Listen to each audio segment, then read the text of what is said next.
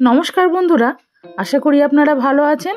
আমার আজকের রেসিপি কুমড়ো ও পুঁইশাক দিয়ে চচ্চড়ি। এটা একটা সম্পূর্ণ নিরামিষ রেসিপি। আপনারা রেসিপিটা দেখতে থাকুন, আশা করি আপনাদের ভালো লাগবে। গ্যাস ওভেনে ফ্রাইং প্যান বসিয়ে দিয়ে তাতে হাফ চামচ লাল সর্ষে, হাফ চামচ সাদা সর্ষে, হাফ চামচ মৌরি আর 1 চামচ ধনে দিলাম, একটা তেজপাতা আর অল্প খানিকটা গোলমরিচ আর একটু সামান্য মেথি দিয়ে এটাকে ড্রাই রোস্ট করে নিচ্ছি। দেখুন বন্ধুরা, মশলাটা ড্রাই রোস্ট হয়ে গেছে। এবার এগুলোকে আমি গুঁড়ো করে রেখে দেব। এবার কড়াইতে দিয়ে দিলাম সরষের তেল। সরষের তেলটা একটু গরম হয়ে গেছে। এবার আমি এর মধ্যে দিয়ে দিচ্ছি চা চামচে 2 চামচ বাদাম। বাদামটাকে একটু ভালো করে নেড়ে ভেজে নিতে হবে। দেখুন বন্ধুরা, বাদামটাও ভাজা হয়ে গেছে। এবার এটাকে আমি তুলে নেব। এবার ওই তেলের মধ্যেই আমি দিয়ে দিচ্ছি হাফ কাপ মতো বড়ি। এবার বড়িটাকেও একটু লালচে করে ভেজে তুলে নেব। এই সময় গ্যাস ওভেনটা আপনারা লো টু মিডিয়াম হিটে রাখবেন, তা না হলে বড়িগুলো কিন্তু পুড়ে যাবে। এবার ওই তেলের মধ্যেই আমি দিয়ে দিচ্ছি 5 ফোড়ন। হাফ চামচ মতো 5 ফোড়ন দিলাম, একটা শুকনো লঙ্কা আর দিচ্ছি একটা তেজপাতা। একটু নেড়ে নিয়ে এবার আগের থেকে কেটে ধুয়ে রাখা সবজিগুলোকে আমি দিয়ে দিলাম। এখানে আমি কুমড়ো, মূলো, আলু আর একটা বেগুন ব্যবহার করছি। আপনারা চাইলে এর মধ্যে অনেক অন্যরকম সবজিও দিতে পারেন। এখানে আমি 250 গ্রাম কুমড়ো নিয়েছি, একটা ছোট আলু নিয়েছি আর হাফ মূলো আর একটা বেগুন। সবজিটাকে একটু ভালো করে ভেজে নিয়ে আমি এর মধ্যে দিয়ে দিচ্ছি গুঁড়ো মশলা। দিলাম হলুদ পরিমাণ মতো, আর এখানে 1 চামচ জিরে গুঁড়ো আর হাফ চামচ মতো লঙ্কা গুঁড়ো দিয়েছি। এবার সবজিটাকে একটু ভালো করে ভেজে নিতে হবে আবার 2-3 মিনিট ধরে। আমি এখানে একসাথেই সমস্ত সবজিগুলোকে দিয়ে ভেজে নিচ্ছি।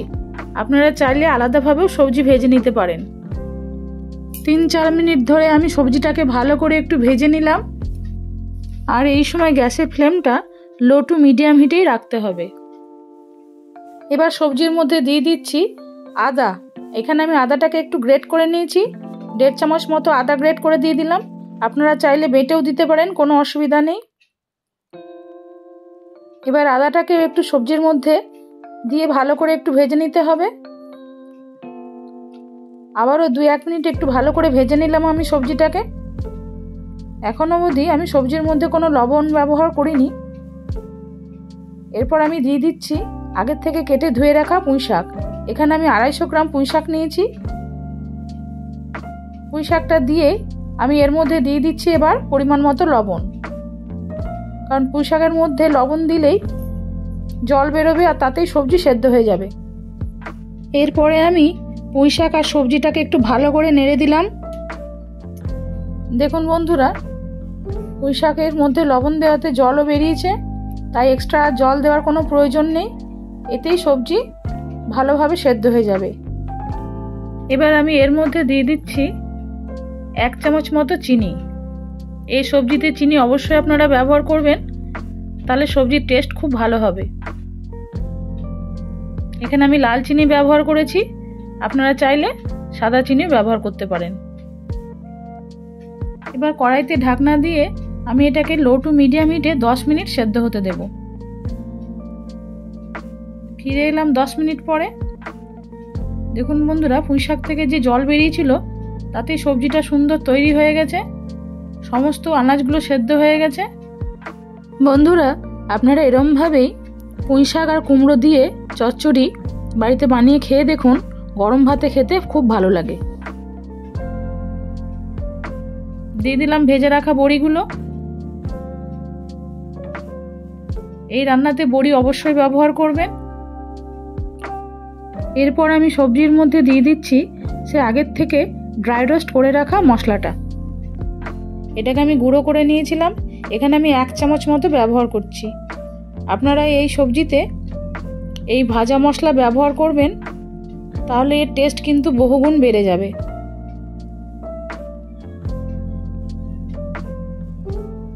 সবজি সুন্দর তৈরি হয়ে গেছে। এবার আমি এর মধ্যে দিয়ে দিচ্ছি ভেজে রাখা বাদামটা। বাদামটাকে একটু আধ ভাঙা মতো করে নিয়েছি ছিলে, তারপর এটাকে দিয়ে দিলাম। তৈরি হয়ে গেল পেঁয়াজ রসুন ছাড়াই কুমড়ো ও পুঁইশাক দিয়ে চচ্চড়ি। আমার এই আজকের রেসিপি আপনারা বাড়িতে বানিয়ে খেয়ে দেখুন বন্ধুরা, আশা করি আপনাদের খুবই ভালো লাগবে।